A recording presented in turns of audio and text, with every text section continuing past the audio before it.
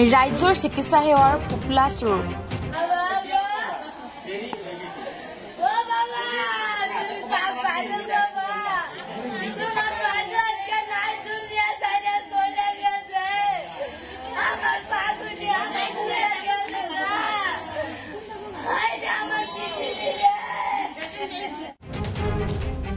antivenom নোহোৱা বাবে শিশুৰ মৃত্যু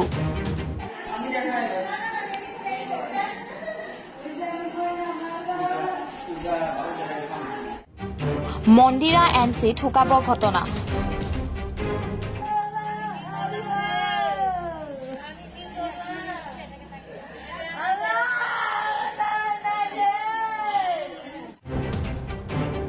বিষাক্ত সৰ্পদংশন শিশুৰ মৃত্যু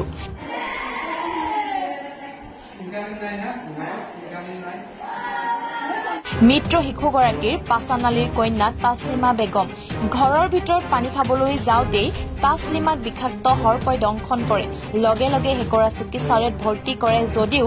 এন্টিভেনম নোহোৱাৰ বাবে আকৌ বকু চিকিৎসালয়ত ভৰ্তি কৰে যদিও ইতিমধ্যে শিশুগৰাকীৰ মৃত্যু বুলি চিকিৎসকে জনায়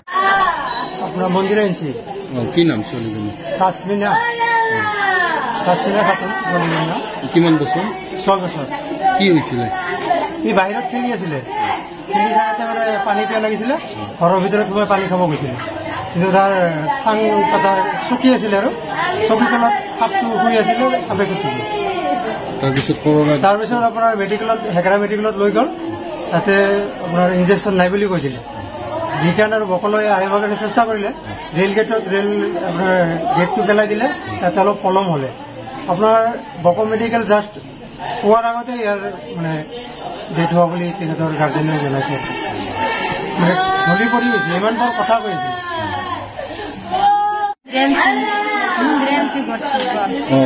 কি নাম তাছলিমা বেগম হৈছিল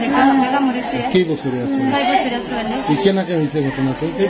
ঘৰতে আছিলে ঘৰৰ পৰা তাৰমানে পানী খাব গৈছিলে তাৰমানে ঘৰৰ ভিতৰতে মৰিছে ছোৱালী তলে আছে না পছন্দে পানী বৈৰাগ খাইছে আমাৰ বাবুলি কে গেল না বকুৰ পৰা বুলবুল হুছেইনৰ report the north east times